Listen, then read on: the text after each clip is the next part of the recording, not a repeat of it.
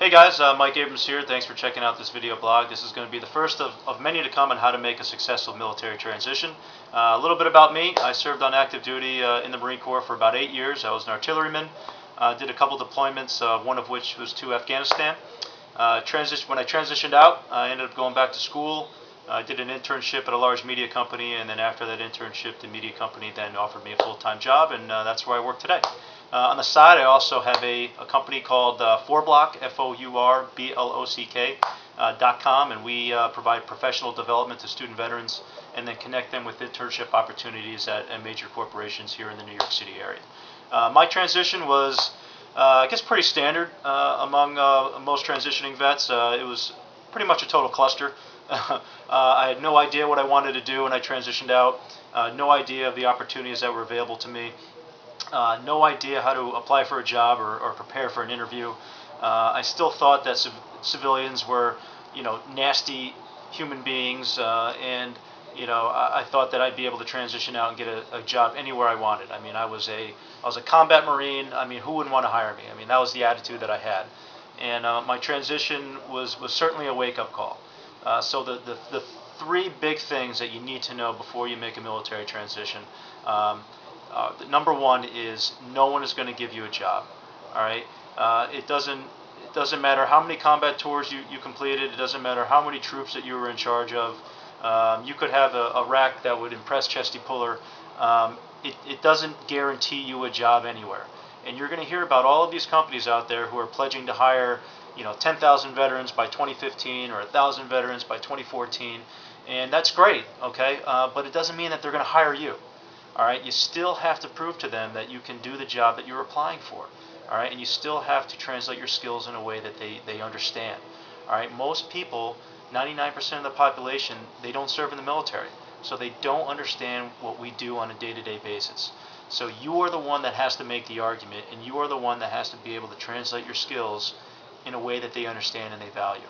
All right, so just because you're a veteran doesn't mean that you're going to get a job. All right, the second thing is focus on taking the high ground.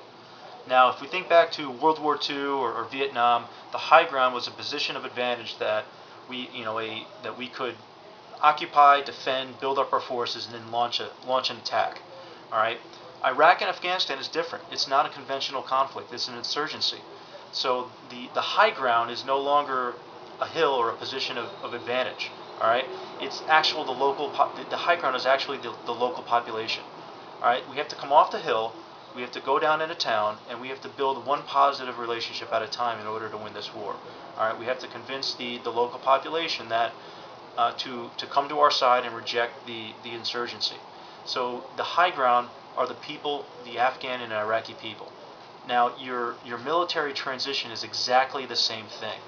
Okay, you can't sit behind your computer back at home, fling emails at people, and apply online to different job postings and expect to be offered a job. You have to get off your butt, get out of your house or apartment, and start building relationships with people in your community. The people in your community are the high ground of your military transition. Okay, and this is why. These people, they've been doing their job for 10, 20 years. Okay, a lot of them, the veterans that you're going to meet in your community have already made their military transition. Okay, they already know some of the challenges and the feelings that you're having during your transition. So ask them for help. Go up to them if you know someone who works at JP Morgan and you're interested in getting into finance. Ask them to coffee. Ask them to go get a beer and say, what is your day-to-day like? Okay, you're going to learn more from talking to someone who has that job than you are from any type of website that you can visit. Okay, and the plus to that is once you've made that connection with someone who works at a corporation, you now are positioning yourself to gain some inside information. So if you've met that person from JP Morgan and he knows that you're interested in getting into finance, when he has an internship that becomes available or maybe even a full-time position, he's going to know that you're interested in it. So he's going to give you a call or send you an email before that company even puts that job posting online. Okay, so the people in your community are the high ground in your transition. You have to get out there and build relationships with them in order to get that insider information and get the information you need to make a good decision on what the best next step is in your life and career. Now, the third piece of this is focus on service.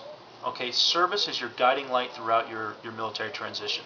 Now, the one common denominator among people who choose to serve their country is that we all wanted to serve something greater than ourselves. Okay, we all wanted to be a part of something bigger than us. We all wanted to serve. Okay, take this attitude with you when you transition out, and think about, what are some of the ways that you can continue to serve your community? Where are some of the opportunities for you to volunteer? How can you use the skill sets that you have to make others around you better? Okay, your military transition is not going to be a rose garden. Okay, and we have a saying in the Marine Corps about going internal. Okay, you don't want to go internal, and what I mean by going internal is that when you start thinking about all the things that suck around you, okay, when you start thinking about, you start getting depressed, you start thinking about, God, woe is me, you start getting down on yourself. That's going internal. And when you start to go internal and you start to think about all the negative things around you, you're not moving forward. You're not thinking about the things that can make you better. You're not thinking about how you can get to the next step.